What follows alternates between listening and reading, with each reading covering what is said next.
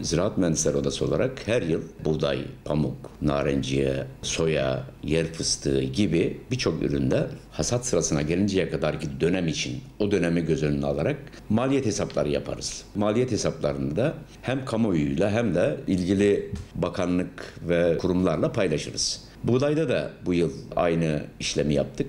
Buğdaydaki aynı şekilde toprağın hazırlanmasından yine hasat dönemine gelinceye kadar ki Adana'da hasat tamamlandı neredeyse, yani ovada tamamlandı. Kırsal kesimde de %80'i 90'ı bitti. Öncelikle buğday fiyatlarının açıklanmasının tabii ki bir seçim vardı, bilmem işte bir takım sıkıntılar vardı. Her yıl olduğu gibi o dönemde hasata başlanmadan önce ya da başlanırken hatta daha buğday fiyatlarının ekim yapılırken açıklanmasını istiyoruz normal olarak, ama en azından Mayıs ayının ilk haftası onu ki bugüne kadar Haziran ayına hiç kalmamıştı buğday fiyatlarının açıklanması. En geç açıklandığı tarih 17, 18, 20 Mayıs'lardı. Bu sene bu süreç biraz daha gecikti. 7 Haziran'a kadar geldik. Bu dönem içerisinde çiftçimiz çok sıkıntı çekti. Yani fiyat yok ve bu fiyatlarla götürüp tüccara ya da işte belli yerlere ürününü emanet olarak bıraktı. Yani üreticimizin bir kere bu şekilde bir durumla karşı karşıya bırakılmaması lazım. Burası Adana, ilklerin şehri. İlk hasat burada yapılıyor. Soğan hasatı burada yapılıyor. Patates hasatı burada yapılıyor. Buğday hasatı burada yapılıyor. Şeftali hasatı burada yapılıyor ilk olarak. Burayı bir Konya gibi, Sivas gibi, Ankara gibi değerlendirmemek lazım. Bakanlığın bundan sonraki süreçlerde bu konuda bunu daha dikkate alacağını düşünüyorum. Evet, bir fiyat açıklandı. Beklentileri karşılıyor mu? Rakamlara dayanarak söylüyorum. İşte tarla kirası, tohum, gübre, akaryakıt giderleri, zirai mücadele giderleri, hasat, nakliye, arazi kirası ve bunların toplamına baktığımızda 400 kilo dekara verim alınabilirden yola çıkarak, ki ortalama 400 kilo olarak görüyoruz biz. 1 kilogram buğdayın maliyeti 1 kilograma 7 lira 82 kuruş. Yani bir ayakta durması için, bir sonraki yıla hazırlık yapması için üretici karını da koyduğumuzda olması gereken fiyatın 11 liradan aşağı olmaması gerektiğini söyledik. Kaldı ki bunda hala ısrarcıyız. Nasıl bir tedbir alınabilir? Aylık fiyatlar belirlenebilir.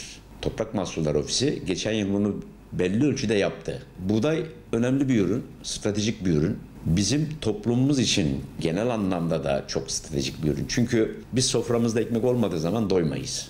Biz burada da üreticimizi destekleyerek, üreticimizin zarar etmeden faaliyetlerini devam ettirebilmesi için üreticinin desteklenmesi gerektiğini düşünüyoruz Ziraat Mühendisleri Odası olarak ve yeni Bakanlar Kurulu'ndan, yeni Tarım Bakanı'ndan bu konularda daha hassas, daha üretici lehine, üretimi teşvik edici tedbirler bekliyoruz. İklimde değişiklikler var. Kaymalar var. Yağış rejimlerinde ciddi değişiklikler var.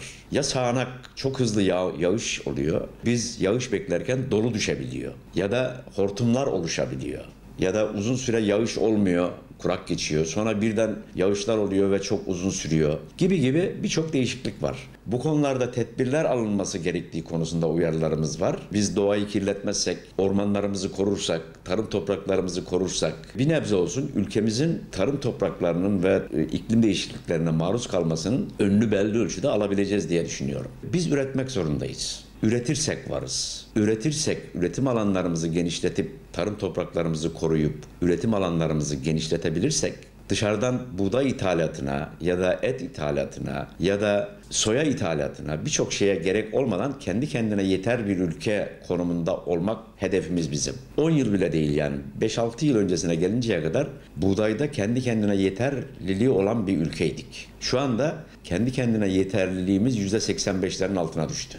Dolayısıyla üreticimizin bir nebze desteklenip, desteklerin zamanında ödenip, gerektiğinde müdahalelerin hızlı bir şekilde yapılıp hassas davranılırsa bunların aşılacağını ve üretimimizin kendi kendine yeterlilik anlamında özellikle buğdayda yakalayabileceğimizi düşünüyorum. Ziraat mühendislerinin kamu kurum kuruluşlarında, ilgili yerlerde görevlendirilmesi ve istihdam edilmesi konusunda çabamız sürüyor, görüşmelerimiz sürüyor. Bu konuda da yetkililerden sıcak yaklaşım bekliyoruz. 130 bin civarında ziraat mühendisi var, bunun 40 bine yakını işsiz. Asıl istihdam alanı da devlet. Devletin bu konuda kanallarını açması ve üretime katkı sağlayabilecek olan ziraat mühendislerinin hem iş sahibi olması hem üretime katkı sağlayabilmesi için istihdamın açılması gerektiğini düşünüyoruz.